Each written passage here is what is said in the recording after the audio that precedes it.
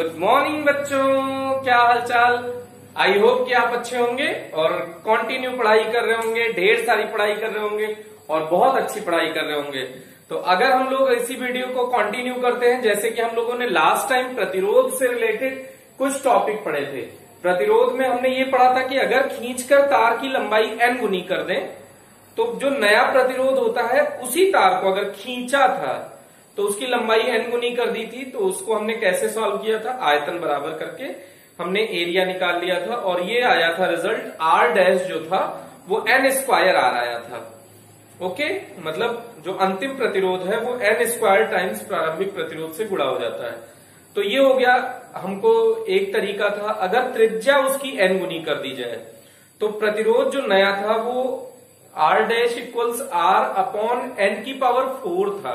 तो यहां पे आपको इस टाइप की प्रॉब्लम हो सकती है, इस टाइप की प्रॉब्लम गिवन हो सकती है, तो इसे आप अच्छे से टैकल करें। यहां पे तार को एक तार के बगल में दूसरा तार जोड़ने की स्थिति दूसरी होती है और इसी तार को खींचकर दोगुना कर दिया जाए, ये स्थिति दूसरी होती है बेटा।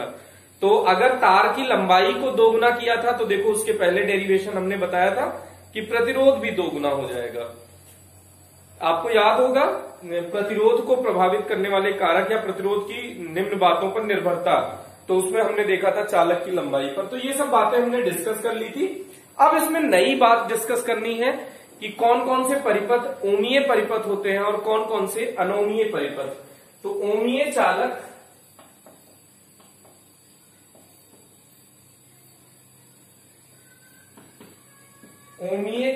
व अनोमीय चालक युक्तियां।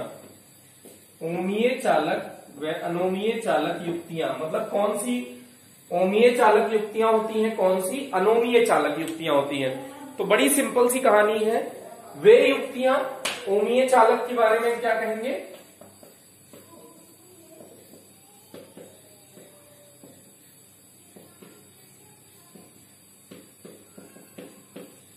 वे चालक युक्तियां जो ओम के नियम का पालन करती हैं। वे चालक युक्तियां जो ओम के नियम का पालन करती हैं। तो ओम के नियम का पालन करने का मतलब है कि अगर V और I के मध्य ग्राफ खींचा जाए तो सरल रेखा प्राप्त होगी। इसमें V व I के मध्य ग्राफ खींचने पर कैसा स्थिति आएगा बेटा, सरल रेखा की स्थिति उत्पन्न होगी। आपको याद होगा ये ग्राफ हमने ड्रॉ करवाया था, ये हमने थीटा सपोज किया था। तो यहाँ पे इस टाइप की बहुत सारी डिस्कशन हो चुके थे। तो ओमीय चालक युक्तियां कौन सी होती हैं, वे चालक युक्तियां जो ओम के नियम का पालन करती हैं तथा जिनमें V और I के मध्य ग्राफ खींचने पर सरल रेखा प्राप्त होती है। अब इसी में बेटा हम लिखा नहीं रहे, इसको आप लिख लीजिएगा। जो हम बोल रहे हैं यही इसकी भाषा है, तो इसमें कोई खास कॉम्प्लिकेशन नहीं है, तो इसको सीधे सीधे लिख लीजिएगा। अनोमीय चालक युक्तियां वे चालक युक्तियां जो ओम के नियम का पालन नहीं करती। वे चालक युक्तियां जो ओम के नियम का पालन नहीं करती तथा V और I के मध्य ग्राफ खींचने पर सरल रेखा प्राप्त नहीं होती। V और I के मध्य ग्राफ खींचने पर कैसी स्थिति नहीं प्राप्त होती बेटा, ये सरल रेखा प्राप्त नहीं होती है। ऐसा कुछ हो जाए या ऐसा कुछ हो जाए, या फिर इसी में आप ऐसे बना सकते हैं कि ऐसा कुछ हो जाए। तो ये सब विभिन्न स्थितियां हैं। ये देखिए अनोमीय युक्तियां हैं। तो ऐसे ये भी पूछ सकता है कि ओम के नियम की क्या क्या सीमाएं हैं, लिमिटेशंस क्या क्या हैं। तो ओम का नियम कब लागू होता है बेटा, जब V और I के मध्य ग्राफ खींचने पर सरल रेखा प्राप्त होती है। ओम का नियम उन चालकों के लिए लागू होता है। ओम का नियम मिश्र धातुओं या कुचालकों के लिए लागू नहीं होता। तो ये इसकी सीमाएं हैं, इसका एक लिमिटेशन है कि यहीं तक ओम का नियम लागू होगा। तो ओम का नियम उन सभी के लिए लागू नहीं होता जिसमें V और I के मध्य ग्राफ खींचने पर सरल रेखा प्राप्त नहीं होती। अगर सरल रेखा प्राप्त नहीं हुई है तो ओम का नियम लागू नहीं होगा। ओम का नियम किन स्थितियों में लागू होता है, सिर्फ उसी स्थिति में जब V और I के मध्य ग्राफ खींचने पर सरल रेखा प्राप्त होती है। और ये डायोड की स्थिति में भी लागू नहीं होता है। जैसे पीएन डायोड जो एक दिशीय होते हैं, मतलब एक दिशा में काम करते हैं, उनके लिए भी ये नियम लागू नहीं होता है। एक दिशीय मतलब धारा प्रवाह करोगे तो एक दिशा में तो धारा प्रवाहित होगी, लेकिन दिशा बदल देंगे तो धारा प्रवाहित नहीं होगी। मतलब जैसे पीएन डायोड है, तो अभी आगे आप 16th चैप्टर में पढ़ेंगे कि जब अग्र अभिनति में होगी तो धारा बहेगी, उत्क्रम अभिनति में धारा नहीं प्रवाहित होती है या बहुत अल्प माइक्रो एम्पियर की कोटि की प्रवाहित होती है। तो इसका मतलब इस स्थिति में भी ओम का नियम लागू नहीं होगा। तो ये देखिएगा, ये ग्राफ जो आपने बनाया है इसके लिए देखिए, ये टॉर्च के लिए है, टॉर्च बल्ब के लिए। ये ग्राफ किसके लिए है बेटा? टॉर्च बल्ब के लिए है। जैसे इसमें आप ग्राफ बनाएंगे तो ये कुछ ऐसा जाएगा बेटा, ठीक है। ये ग्राफ डायोड के लिए है और ये ग्राफ विद्युत अपघटनी द्रव के लिए। ये किसके लिए बेटा? विद्युत अपघटनी द्रव। इसमें बहुत डिटेल में आपके सिलेबस में नहीं है। आई और वी के मध्य अगर ग्राफ खींचे, ये मिली एम्पियर की कोटि का है और ये माइक्रो एम्पियर की कोटि का है। नीचे धारा माइक्रो एम्पियर की कोटि की धारा है, ये भी वोल्ट का है। तो अग्र अभिनति में ग्राफ कुछ ऐसा आएगा। ये 16वें चैप्टर में पढ़ेंगे बेटा। अगर आप एनसीईआरटी पढ़ रहे हैं तो 14th चैप्टर में, और अगर आप आरबीएससी की बुक पढ़ रहे हैं तो उसमें 16वें चैप्टर में। और उत्क्रम अभिनति में पहले धारा बढ़ती है, फिर नियत हो जाती है, फिर अचानक अनंत हो जाती है। तो ये किसके लिए है? पीएन डायोड के लिए। ये ग्राफ किसके लिए है बेटा? पीएन डायोड के लिए। ये विभिन्न स्थितियों के ग्राफ है बेटा। ये एक्चुअल में एक्सपेरिमेंट करके जो रिजल्ट प्राप्त किया गया है वैसे ये ग्राफ है। तो इसके लिए आपको बहुत ज्यादा परेशान होने की जरूरत नहीं है। एक ग्राफ इसी में और है, गैलियम आर्सेनाइड का ग्राफ। किसका ग्राफ है बेटा? गैलियम आर्सेनाइड का ग्राफ अगर खींचा जाता है तो प्रारंभ में ये रैखिक क्षेत्र मिलता है। कौन सा क्षेत्र बेटा? रैखिक क्षेत्र, लीनियर रीजन। फिर यहां पे ये बीच में थोड़ा नॉन लीनियर रीजन है, अरैखिक क्षेत्र। उसके बाद ये क्या है? ऋणात्मक क्षेत्र।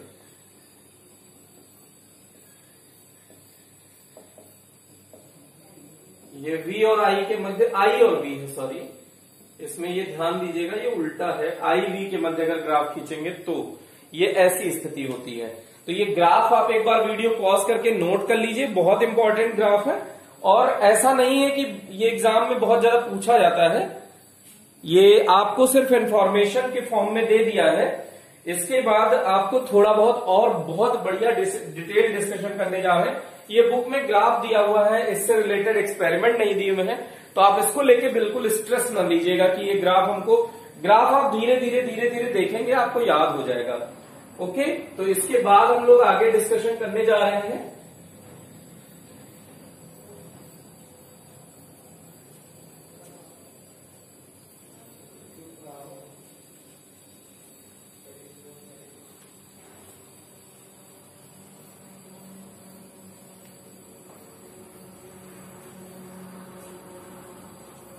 इसके बाद का टॉपिक आप देख लीजिए बेटा कि चालक, कुचालक, अर्धचालक और मिश्र धातुओं की ताप पर निर्भरता क्या है। प्रतिरोध और प्रतिरोधकता की ताप पर निर्भरता। प्रतिरोध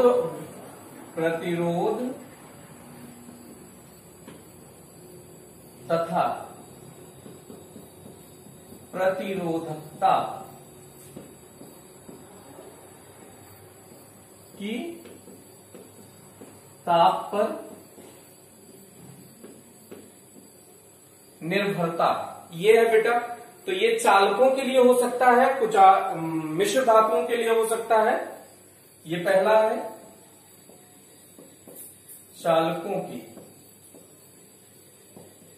चालकों का प्रतिरोध या प्रतिरोधकता, या की वजह तथा लिख दीजिए कि ताप पर निर्भरता सबसे पहले हम किसका पढ़ने जा रहे हैं बेटा? चालकों के लिए प्रतिरोध की ताप पर निर्भरता। तो इसमें सबसे पहले अगर ग्राफ बनाए तांबे के लिए, तांबा चालक है, तो अगर ग्राफ बनाए तो रो टी, रो या आर और टी ताप है, इसके मध्य अगर ग्राफ बनाए, रोटी का ग्राफ नहीं है बेटा, नहीं कुछ लोग सोचेंगे कि मौका है खा लो बियर, शुरू हो जाओ। तो रोटी का ग्राफ ही किसके लिए है? तांबे के लिए। तांबे के लिए ग्राफ आप देख रहे हैं, इसमें प्रतिरोध की ताप पर निर्भरता आपको बतानी है। तो प्रतिरोध का जो फॉर्मूला है वो क्या है बेटा, ये ध्यान दीजिएगा। तो बेटा चालकों का प्रतिरोध या प्रतिरोधकता की ताप पर निर्भरता, पहले डिस्कशन क्या कर रहे हैं? चालकों का प्रतिरोध या प्रतिरोधकता की ताप पर निर्भरता, मतलब रो कैसे ताप पर डिपेंड करेगा या आर कैसे ताप पर डिपेंड करेगा। और ये जो आपके सामने बोर्ड पर लिखा हुआ है बेटा, ये बोर्ड के पर्पज से बहुत बहुत बहुत इंपॉर्टेंट है। ये 2 नंबर में कई बार पूछा जा चुका है, टेस्ट में तो अक्सर ये पूछा जाएगा और बोर्ड में तो ये कई बार पूछा जा चुका है। तो इसको जरा अच्छे से ध्यान दीजिएगा। तो जैसे हमने प्रतिरोध का फॉर्मूला कैलकुलेट किया था, Lm अपॉन एनी स्क्वायर ए टॉ, ये प्रतिरोध का फॉर्मूला हमने कैलकुलेट किया था। तो इसी बेसिस पे हम पूरा चालक के लिए बता देंगे प्रतिरोध या प्रतिरोधकता। अगर प्रतिरोध की बात करो तो ये फॉर्मूला आया, प्रतिरोधकता का कैसे ध्यान देंगे? रो एल बाई ए होता है, आर बराबर rho L upon A, rho L upon A. तो रो बराबर क्या हो जाएगा बेटा? R A upon L.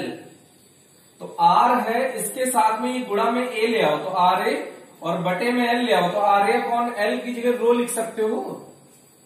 तो रो बराबर m upon n e square tau, ये फॉर्मूला बचेगा। दोनों में एल और ए की कोई खास निर्भरता है नहीं, तो दोनों सेम जैसा है बेटा। अब एक मिनट देखने की कोशिश करिएगा। जैसे ही आप ताप बढ़ाते हैं, ताप बढ़ाया, जैसे ही आप ताप बढ़ाए तो ठक ठक ठक ठक ठक ठक टक्कर बढ़ी ना बेटा। तो टक्कर बढ़ी तो विश्रांति काल, विश्रांति काल वो समय होता है जो 2 कण मतलब एक कण जब टकराता है ना, तो उसके बीच में जो खाली समय होता है, मतलब 2 क्रमागत टक्करों के मध्य जो समय अंतराल होता है, उसी को विश्रांति काल कहते हैं। तो अब देखो, पहले जब ऊर्जा कम थी, ताप कम था, तो ऊर्जा कम नहीं होगी, तो ठक ठक ठक, तो ये समय ज्यादा था।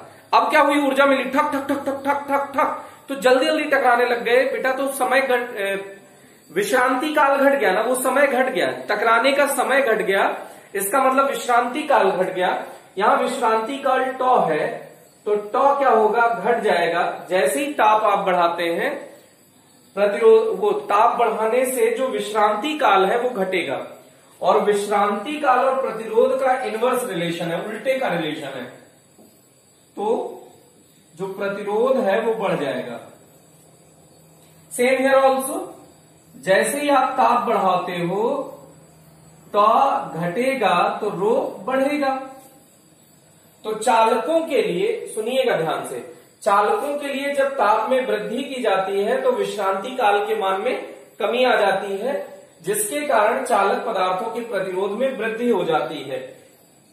ओके, तो जैसे जैसे आप ताप बढ़ाएंगे, ताप धीरे धीरे बढ़ाओगे तो प्रतिरोध देखो बहुत तेजी से बढ़ रहा है। इसको कहते हैं कि एक्सपोनेंशियली ग्रोथ कर रहा है, मतलब बहुत तेजी से ग्रोथ कर रहा है। आपने देखा होगा ये लाफिंग पैराबोला वाला पार्ट है, लाफिंग पैराबोला ये पूरा था, उसी का ये पॉजिटिव वाला पार्ट है। इसका ग्राफ हमने कई बार डिस्कस कर रखा है।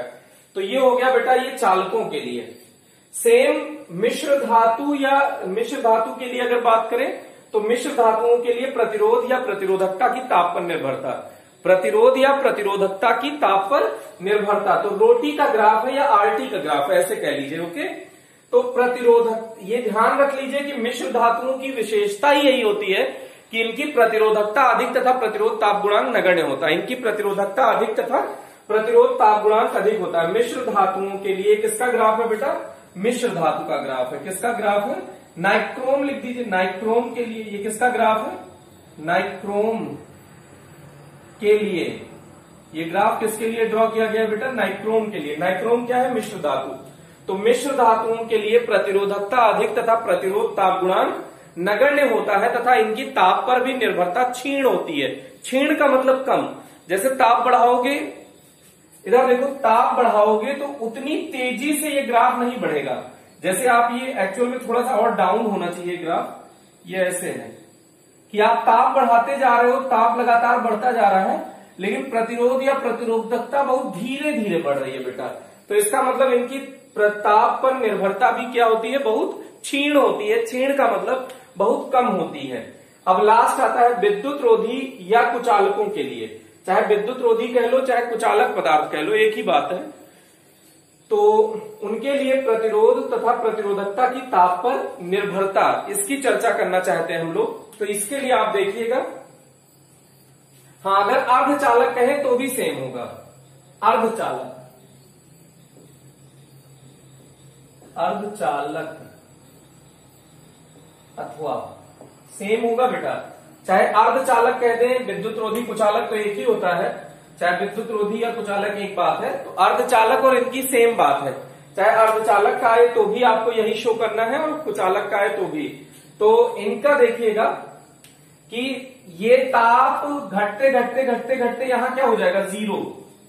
जीरो से ही तो ग्राफ शुरू है बेटा। तो जीरो पर प्रतिरोधकता देखो बहुत अधिक है। अनंत का मतलब बहुत अधिक है। तो प्रतिरोधकता बहुत अधिक, तो चालकता बहुत कम नहीं होगी। प्रतिरोधकता का व्युत्क्रम है चालकता बेटा। तो अगर प्रतिरोधकता अधिक है तो परम शून्य ताप पर प्रतिरोधकता अधिक और चालकता लगभग शून्य होगी। परम शून्य ताप पर, परम शून्य ताप का मतलब ये ताप अगर जीरो की ओर ले आओ तो परम शून्य ताप पर प्रतिरोधकता बहुत अधिक तथा चालकता बहुत कम होगी।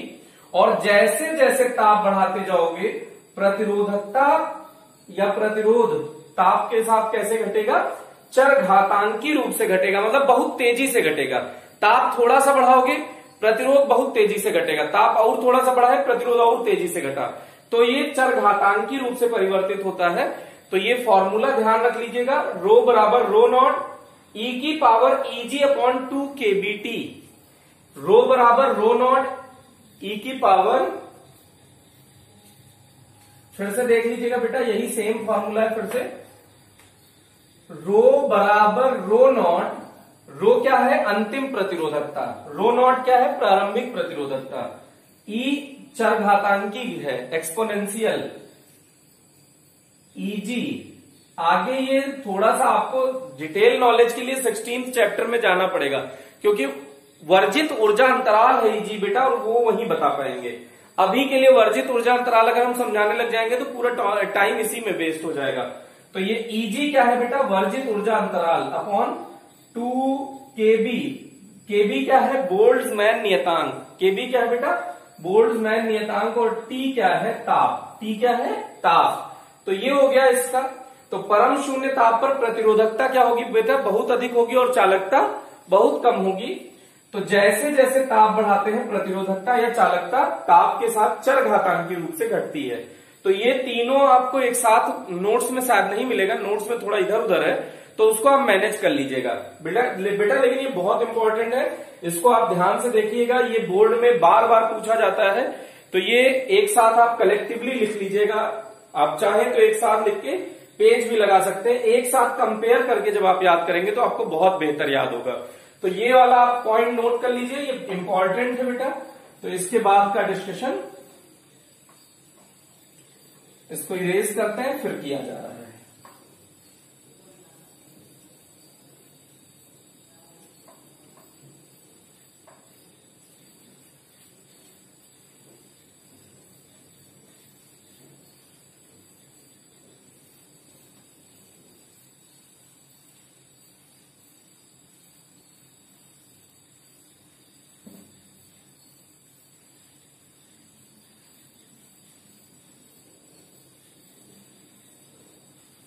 बड़ा सन्नाटा है भाई, इतना सन्नाटा क्यों है?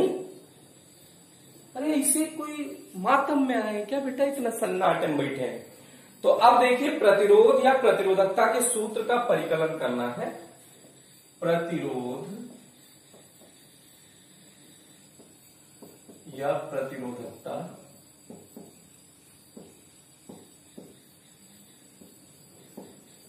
के सूत्र का परिकलन प्रतिरोध ताप गुणांक के रूप में।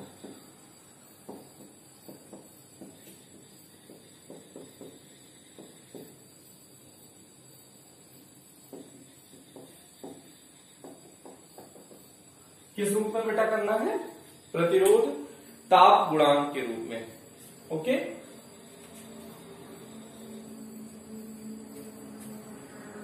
अब ऐसे इसके लिए भाषा लिखिए कि माना कोई पदार्थ जिसका ताप 0 डिग्री सेल्सियस है, माना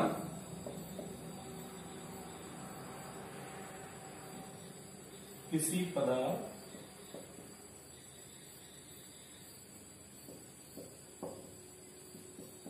का प्रतिरोध 0 डिग्री सेल्सियस पर R0 तथा T डिग्री सेल्सियस, कुछ हमने उसका ताप बढ़ाकर कितना कर दिया, T डिग्री सेल्सियस पर प्रतिरोध RT है, तो प्रतिरोध में परिवर्तन, तो प्रतिरोध में परिवर्तन RT माइनस R0 होगा। अब ये परिवर्तन जो है निम्न बातों पर निर्भर करता है। यह परिवर्तन निम्न बातों पर निर्भर करता है।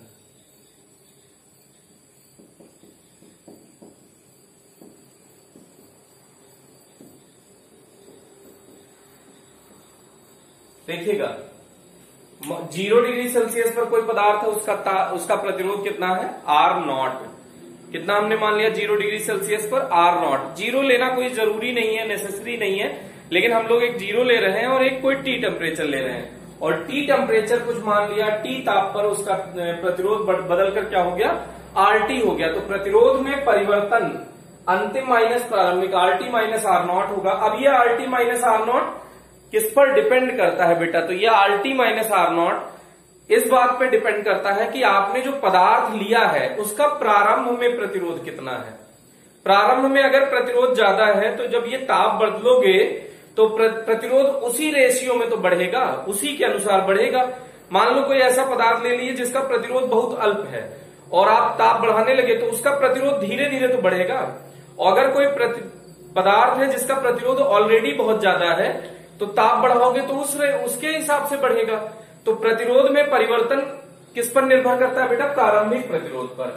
प्रतिरोध में RT माइनस R0 निर्भर करता है, मतलब समानुपाती है R0 के। प्रतिरोध में परिवर्तन प्रारंभिक प्रतिरोध पर निर्भर करता है। अच्छा, इस बात पर निर्भर करता है ये प्रतिरोध में परिवर्तन कि आप ताप में वृद्धि कितना किया, ताप में परिवर्तन कितना किया। आप ज्यादा ताप बढ़ा दोगे तो प्रतिरोध ज्यादा बदलेगा, कम ताप बढ़ाओगे तो प्रतिरोध कम बदलेगा। तो ये इस बात पर निर्भर करता है कि ताप में कितना अंतर है। तो RT माइनस R0 समानुपाती है डेल्टा T। ये समीकरण 1-2 हो गया। समीकरण 1 में 2 से RT माइनस R0 समानुपाती हो जाएगा R0 डेल्टा T के। जब समानुपाती हटाएंगे बेटा, यहां पे देखिएगा ये अल्फा और समानुपाती, ये निशान एक जैसा होता है। ये किसका निशान है बेटा, समानुपाती का। तो अब जब समानुपाती हटाते हैं तो एक नियतांक आता है, तो यहां एक नियतांक आएगा। ये क्या है, अल्फा। ये क्या है, नियतांक, और इसे क्या कहेंगे, अल्फा। अभी इसकी चर्चा की जा रही है, लेकिन अभी समझाने के लिए R0 डेल्टा T। तो जहां अल्फा क्या है, प्रतिरोध ताप गुणांक है। जहां अल्फा क्या है बेटा, प्रतिरोध ताप गुणांक है, या सिर्फ ताप गुणांक भी जनरली इसको बोलते हैं। तो ये ताप गुणांक है बेटा। अब इस समीकरण को दो स्थितियों में ये फॉर्मूला इसके बाद देखिएगा, तो RT बराबर R0 उधर लेके चले जाओ, तो R0 उधर जाएगा तो पॉजिटिव हो जाएगा, plus alpha R0 delta T। तो अगर R0 कॉमन ले लीजिए आप तो क्या आ जाएगा 1 प्लस अल्फा डेल्टा T। इस पर भी फॉर्मूला आता है RT equals R0 1 plus alpha delta T। ये आप डब्बे में जो पैक किया है इंपॉर्टेंट है बेटा, याद कर लीजिएगा। फिर देखिएगा इसको, अब इसी समीकरण को इसको समीकरण नंबर 3 मान लीजिए, ये 4 मान लीजिए, तो समीकरण 3 का फिर से यूज करिए। समीकरण 3 से इसको देखिएगा, अल्फा का मान निकालना चाहते हैं तो अल्फा इक्वल्स क्या हो जाएगा बेटा, RT माइनस R0 अपॉन, देखो अल्फा के गुणा में ये दोनों, तो बराबर के इधर जाएगा तो भाग में हो जाएगा R0 इंटू डेल्टा T। ये हो गया प्रतिरोध ताप गुणांक अल्फा इक्वल्स प्रतिरोध में परिवर्तन। तो इसको ऐसे भाषा में भी लिख सकते हैं कि प्रतिरोध में परिवर्तन बटे प्रारंभिक प्रतिरोध इंटू तापांतर या ताप वृद्धि, कुछ भी, कई जगह पे आपको तापांतर लिखा मिलेगा, कई जगह पे ताप वृद्धि लिखा मिलेगा। तो ये अल्फा का एक फॉर्मूला आपको ये भी मिल गया बेटा। अब इसके बाद देखिएगा, इसी को हम प्रतिरोधकता के रूप में लिखना चाहते हैं। जो प्राप्त सूत्र है समीकरण 4 और 5, ये यहां तक हो गया बेटा। अब समीकरण 4 व 5 को प्रतिरोधकता के रूप में लिखने हेतु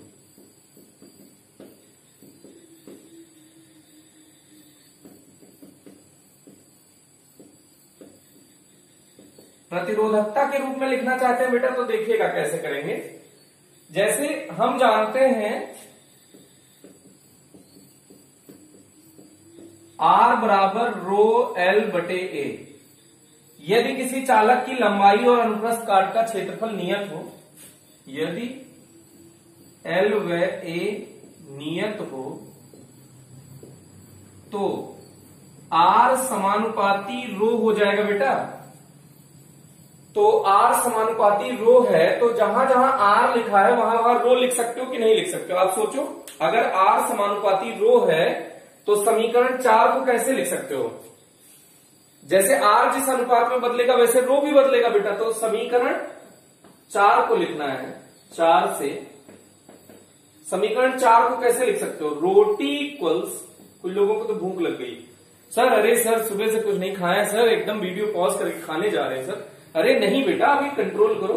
रोटी equals rho not 1 plus alpha delta T. एक फॉर्मूला आपको रो के फॉर्म में ये मिल गया बेटा। इस पे बेस्ड आपके बुक में न्यूमेरिकल है कई, तो ये तुरंत का तुरंत, तत्काल का तत्काल, कोई उधारी का काम नहीं। कल इसको आप करके रखिएगा, कल इसका डिस्कशन करेंगे और 2-4 न्यूमेरिकल आपको उस टाइप के प्रतिरोध के कुछ शानदार शानदार से न्यूमेरिकल करा देंगे, मजा आ जाएगा आपको। मतलब तो ये rho t equals rho not 1 plus alpha delta T. बेटा ये कर्व जरूर लेना, एग्जाम्पल है 3-4 एग्जाम्पल इस पे बेस्ड, इन दोनों फॉर्मूले पे। और समीकरण 5 को अगर लिखना है तो कैसे लिखोगे? समीकरण 5 से alpha equals roti minus rho not upon row not into delta T. ये भी एक फॉर्मूला आ गया बेटा रो के, अल्फा का फॉर्मूला रो के रूप में। अब अगर हम इसको इस फॉर्म में भी लिखना चाहें कि अंतिम ताप ज्ञात करना हो, कई बार आपसे डायरेक्ट पूछा जाता है अंतिम ताप ज्ञात कीजिए, तो अंतिम ताप ज्ञात करने के लिए फिर से समीकरण, इसका जगह की कमी है, इसको एक बार बेटा जल्दी से आप इसको डिराइव कर लो, फिर उसके बाद हम लोग आगे डिस्कशन कर रहे हैं। जल्दी से ट्राई करो बेटा, कुछ नहीं है इसमें। कैसे कहोगे? प्रतिरोध में परिवर्तन निम्न बातों पर निर्भर करता है। प्रतिरोध में परिवर्तन प्रारंभिक प्रतिरोध पर निर्भर करता है, प्रतिरोध में परिवर्तन ताप वृद्धि पर निर्भर करता है। तो अगर दोनों समीकरण को एक साथ ले लोगे तो प्रतिरोध में परिवर्तन प्रारंभिक प्रतिरोध इंटू ताप वृद्धि पर निर्भर करेगा। समानुपाती हटाओगे, एक नियतांक आ जाएगा जिसे अल्फा कहोगे। तो अल्फा इक्वल्स क्या हो जाएगा? प्रतिरोध में एक बार इसको इस तरह से पक्षांतर कर दो तो R टी बराबर R nought 1 plus alpha delta T, एक फॉर्मूला आ जाएगा। और इसी को और थोड़ा सा सॉल्व कर दोगे तो क्या आ जाएगा, alpha equals R T minus R nought upon 1 plus alpha R nought into delta T. फिर से alpha equals R T minus R nought upon R nought into delta T. इसको हिंदी में कैसे लिखोगे, भाषा में कैसे लिखोगे, प्रतिरोध में परिवर्तन बटे प्रारंभिक प्रतिरोध इंटू ताप वृद्धि। तो ये हो गया बेटा। इसके बाद इसी को हम प्रतिरोधकता के रूप में लिखना चाहते हैं तो आर समानुपाती रो होता है, तो rho T equals rho not 1 plus alpha delta T और alpha equals rho T minus rho not upon rho T into वो rho not into delta T. ये हो गया फॉर्मूला बेटा। तो इस तरह से ये फॉर्मूला कोई खास नहीं है, आप एक बार दो बार जैसे बोलेंगे तुरंत आपके दिमाग में सेट हो जाएगा। तो इसके बाद जल्दी से आप उसका अंतिम ताप ज्ञात करने हेतु, ये डेल्टा टी समय अंतराल नहीं है बेटा, नहीं कुछ दिन बाद 2-4 महीने बाद कहेंगे अच्छा समय अंतराल तो दिया ही नहीं है तो हम इसको तो सॉल्व ही नहीं कर सकते सर, तो आउट ऑफ सिलेबस। तो बेटा इससे टेंशन ना लीजिएगा, समीकरण पास है। अंतिम ताप ज्ञात करने हेतु ये हेडिंग है, इसका क्या जीवन में यूज है जो आप अंतिम ताप ज्ञात करने जा रहे हो। सीधी सी बात है, इस टाइप के न्यूमेरिकल है तो हम डायरेक्ट तुम्हें एकदम लॉलीपॉप बना के दे रहे हैं या गरम गरम हलवा दे रहे हैं, गटर गटर कट कट काट लो। जैसे अभी तुमको यहाँ पे T2 निकालना पड़ जाएगा, आत्मा रोने लगेगी। तो हमने क्या बना दिया, एकदम गरम गरम हलवा है और आराम से खा लो। लेकिन उसमें ये जल्दबाजी मत करना कि ज्यादा गर्म है फिर ऐसे ऐसे करो फिर दिक्कत आएगी बेटा। तो थोड़ा संभाल के खाना है, आराम से खाना है, मजा आएगा। लेकिन अगर ज्यादा जल्दबाजी कर दोगे तो मुंह जल भी जाएगा, तो इसलिए थोड़ा सा संभालो। अल्फा इक्वल्स ऐसे लाओ, अल्फा इक्वल्स आर टी, यहां लिख देना शुद्ध हिंदी में समीकरण 5 से। ये सारी नौटंकी कहां से प्राप्त हुई है बेटा, समीकरण 5 से। नॉट डेल्टा टी को इधर बुलाओ, आ जा, तो अल्फा को उधर रिप्लेस करो। तो delta T equals R T minus R nought upon R nought into alpha. यदि माना प्रारंभिक ताप T1 व अंतिम ताप T2 हो। यहां पे प्रारंभिक ताप 0 डिग्री सेल्सियस माना था, यहां प्रारंभिक ताप ये लोग कह रहे हैं नहीं ऐसे नहीं, हम T1 मानेंगे T2 मानेंगे। अब बताओ, तो ये तापांतर ही तो है बेटा, तो तापांतर को क्या लिख दोगे, T2 माइनस T1। अरे भौंको बेटा, समझ में आया नहीं आया, तो are T2 minus are T1। अरे सर ये कैसे हो गया सर, तो T2 टेम्परेचर पर प्रतिरोध क्या हो जाएगा RT2 और T1 टेम्परेचर पर प्रतिरोध क्या हो जाएगा RT1। इसमें ज्यादा चिल्लाने रोने की कोई जरूरत नहीं है। तो RT1 इंटू अल्फा। अब T1 को पक्षांतर कर दो। सर अगला स्टेप जरूर लेना सर, उसी स्टेप में मत कर देना, नहीं तो हम रोने लग जाएंगे। तो RT2 minus RT1 upon RT1 into alpha plus T1। बोलो सत्यनारायण भगवान की जय। प्रसाद ले लो, निकल लो अपने घरे। 1 मिनट समझने की कोशिश करिएगा, इसमें कोई प्रॉब्लम होनी नहीं चाहिए। अंतिम ताप ज्ञात करना है तो हमने ये ऐसा है कि इसको यहां से भी आपसे पूछा जा सकता था, लेकिन काफी गधे ऐसे हैं जो इंटेलिजेंट हैं, वो कहेंगे सर अंतिम ताप का तो कोई जुगाड़ ही नहीं, यहां तो डेल्टा टी ताप परिवर्तन। तो अगर अंतिम ताप ज्ञात करना हो तो ताप में परिवर्तन को उधर लेके चले गए। और ये कोई फॉर्मूला नहीं है, ये रेडीमेड सिस्टम है, हमने रेडीमेड बना के दे दिया है। पहले थोड़ा सा दिक्कत करनी पड़ती, अब एकदम रेडीमेड बनाया है, एकदम गटागट चम्मच उठा के और खा लो, कोई टेंशन वाली बात नहीं होनी चाहिए। कुछ लोग कह रहे हैं सर जो ये अल्फा है प्रतिरोध ताप गुणांक, जरा उसको परिभाषित कर देते तो और मजा आ जाता सर। ऐसे बहुत लोगों के दिल में ख्याल आ रहा होगा। तो प्रतिरोध ताप गुणांक किसे कहते हैं, मात्रक लिखो।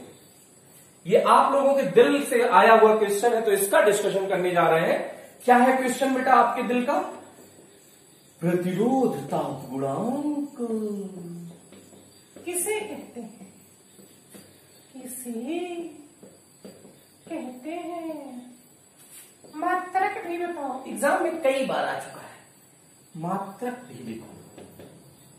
अरे सर क्या हाई फाई क्वेश्चन है ना बेटा।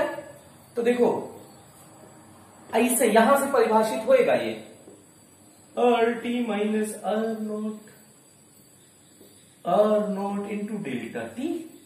थोड़ा सा और संभालते हैं इसको तमीज से, या ओ R T minus R nought को डेल्टा आर लिख दो। अरे सर ये कैसे सर, तो अंतिम प्रतिरोध माइनस प्रारंभिक प्रतिरोध को प्रतिरोध में अंतर नहीं लिख सकते हैं क्या?